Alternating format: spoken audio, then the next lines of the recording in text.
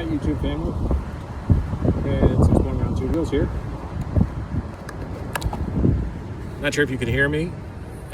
This is Pete with Exploring on Two Wheels. I picked up a new helmet today, also a new Bluetooth PakTalk Edge from Cardo. The helmet is a Shoei Neotec II modular helmet. So the whole face comes down. It has a built-in sun visor, sort of like a motorcycle or a helicopter pilot.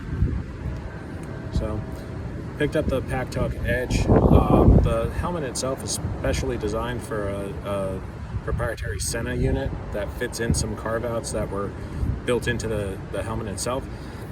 I've had Senna before, not really a fan, just some minor issues that I've had with the quality of the batteries in the Senna units and them not being easily replaceable.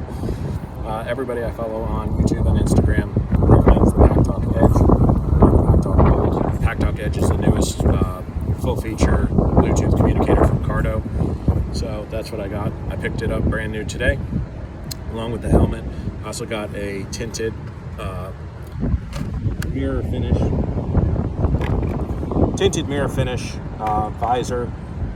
Even though it has a built-in sun visor, I'm here in Florida, and sometimes